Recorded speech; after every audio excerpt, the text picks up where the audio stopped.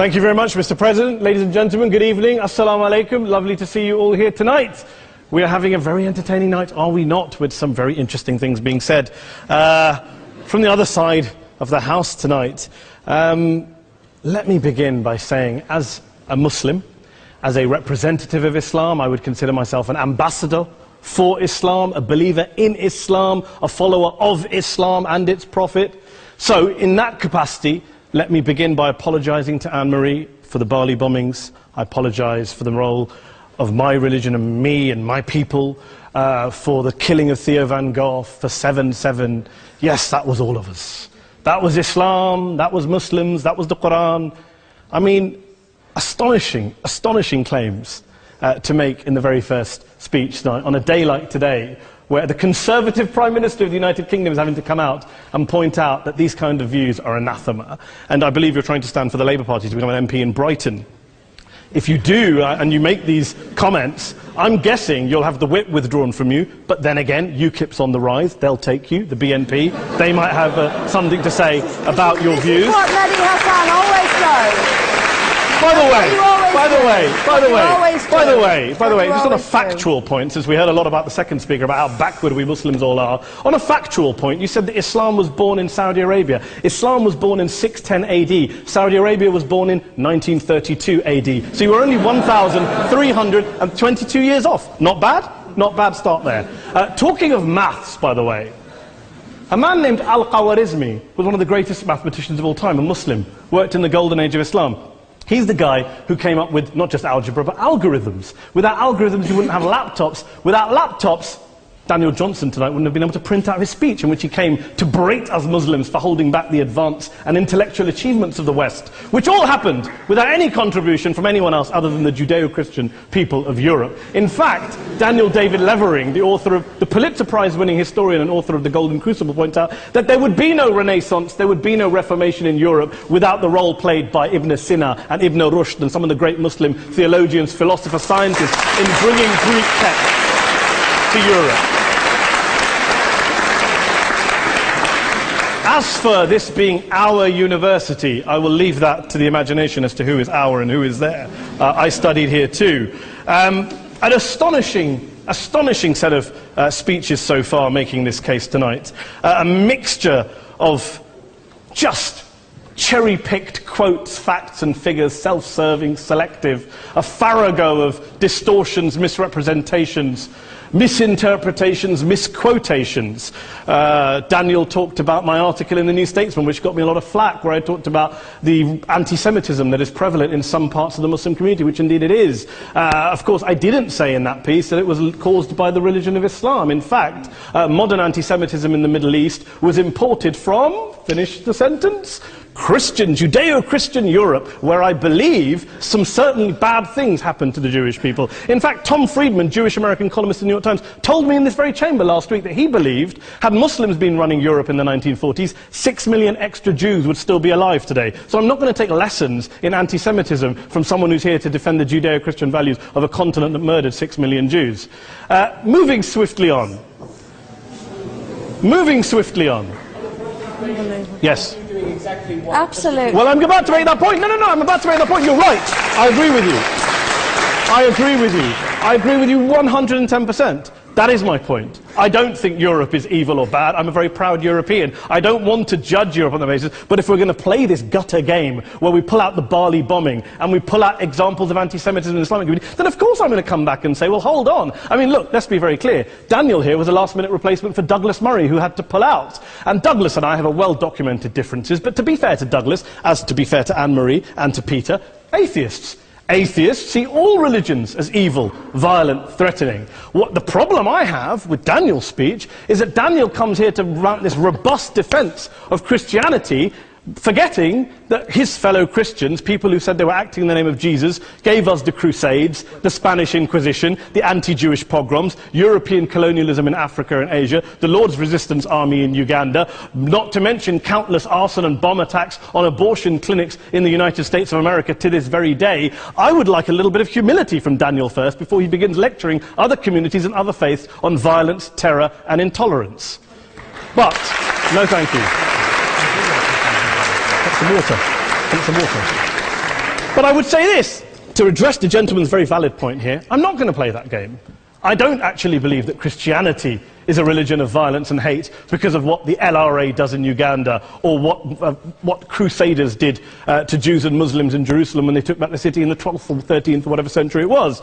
I believe that Christianity, like Islam, like pretty much every mainstream religion, is based on love and compassion and faith. I do follow a religion in which 113 out of the 114 chapters of the Quran begins by introducing the God of Islam as a God of mercy and compassion. I would not have it any other way. I don't follow a religion which introduces my God to me as a God of war, as some kind of Greek God of wrath, as a God of hate and injustice. Not at all. As Adam pointed out, you go through the Quran and you see the mercy and the love and the justice. And yes, you have verses that refer to warfare and violence. Of course it does. This is not a motion about pacifism. I'm not here to argue that Islam is a pacifistic faith. It is not.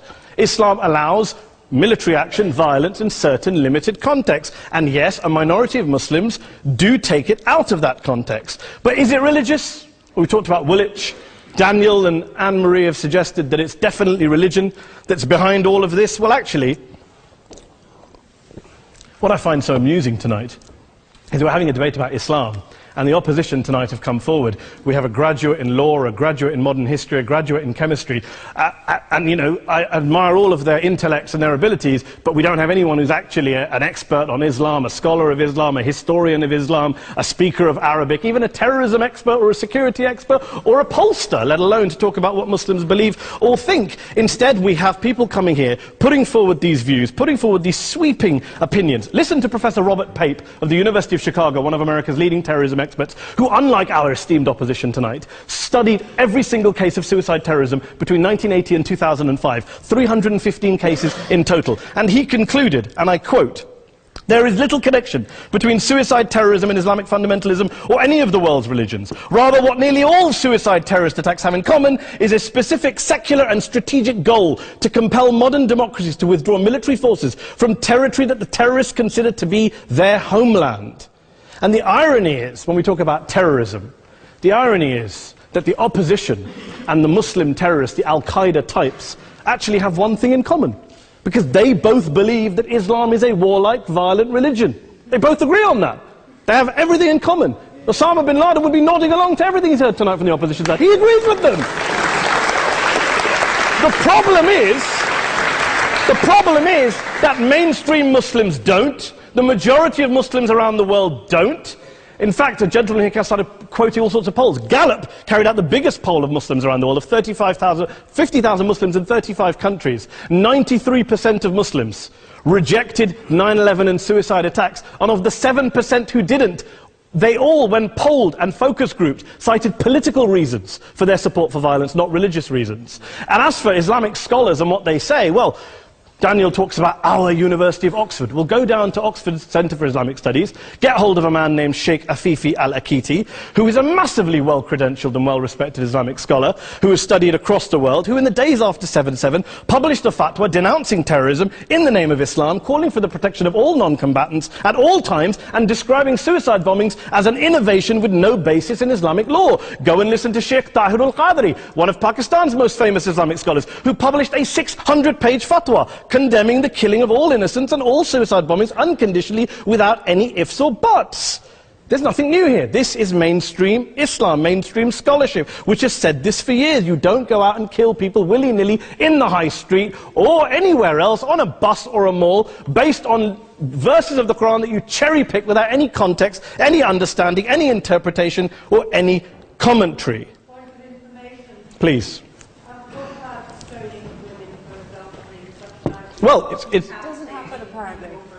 I didn't say it doesn't happen at all. I never said it didn't happen. I don't blame Islam. Yes, it's a very good point. And a lot of us are campaigning against that. And we're campaigning against it in the name of Islam. We're campaigning against it in the name of various interpretations of Islam. Anne-Marie comes and scares us with her talk of Sharia law. I would like to see the book of Sharia law. It doesn't exist. People argue over what Sharia law is. And you empower the extremists by saying there is only one version. You empower them all. I don't believe you took any interruptions, Anne-Marie, so I think you should stay there for a moment. Several countries. Here's what we're dealing with. Here's what we're dealing with. We are dealing, I took your point. Here we are dealing with a 1400-year-old global religion, followed by 1.6 billion people in every corner of the world, a quarter of humanity, of all backgrounds, cultures, ethnicities. And yet the opposition tonight wants to generalize, stereotype, smear in order to desperately win this debate. And here's my question, if we're going to generalize and smear. If, okay, people say yesterday's bombers, and we've got to be careful, there's a trial going on, were yesterday's attackers, motivated by Islam? Big debate. I don't believe they were. Let's say they were. Let's say Faisal Shahzad, the Times Square bomber, was motivated by Islam. Let's assume, for sake of argument, that Richard Reeves, the shoe bomber, was motivated by Islam. If Islam is responsible for these killings, if Islam is what is motivating these people, and Islam is therefore not a religion of peace, a religion of war, then ask yourself this question: why aren't the rest of us doing it? Why is it such a tiny minority of Muslims are interpreting their religion in the way that the opposition claim they are? Let's assume there are 16,000 suicide bombers in the world. There aren't. Let's assume there are for the sake of argument. That's 0.001% of the Muslim population globally. What about the other 99.99% of Muslims who the opposition tonight either ignore or smear? The reality is that the rest of us aren't blowing ourselves up tonight. The reality is that the opposition came here tonight not worried about the fact that me and Adam might pull open our jackets and blow ourselves up tonight because we're followers of a warlike warrior religion which wants to take over Europe and Daniel's university. The issue is this. The issue is this. Unless the opposition can tell us tonight, and Peter Atkins is here, one of our great atheist intellectuals, can tell us tonight, can answer this question tonight: why don't the vast majority of Muslims around the world behave as violently and aggressively as a tiny minority of politically motivated extremists? Then they might as well give up and stop pretending they have anything relevant to say about Islam or Muslims as a whole. Ladies and gentlemen, let me just say this to you. Think about what the opposite of this motion is. If you vote no tonight, think about what you're saying the opposite of this motion is. That Islam isn't a religion of peace, it's a religion of war, of violence, of terror, of aggression. That the people who follow Islam, me, my wife, my retired parents, my 6-year-old child, that 1.8 million of your fellow British residents and citizens, that 1.6 billion people across the world, your fellow human beings, are all followers, promoters, believers in a religion of violence. Do you really think that? Do you really believe that to be the case? They say that in the Oxford Union, the most famous debate was in 1933, when Adolf Hitler looked out for the result of the King and Country motion, where they voted against fighting for King and Country, and Hitler was listening out for the result. Well, tonight, 80 years on, there are two groups of people around the world who I would argue are waiting for the result of tonight's vote. There are the millions of peaceful, non-violent, law-abiding Muslims both in the UK, Europe, Asia, Africa and beyond, who see Islam as the source of their identity, as a source of spiritual fulfillment, of hope, of solace.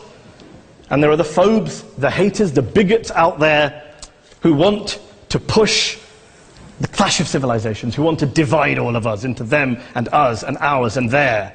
Ladies and gentlemen, I urge you all not to fuel the arguments of the phobes and bigots. Don't legitimize their divisions. Don't legitimize their hate. Trust those Muslims who you know, who you've met, who you hear, who don't believe in violence, who do want you to hear the peaceful message of the Quran as they believe it to be taught to the majority of Muslims, the Islam of peace and compassion and mercy, the Islam of the Quran, not of Al-Qaeda. Ladies and gentlemen, I beg to propose this motion to the House. I urge you to vote yes tonight. Thank you very much for your time.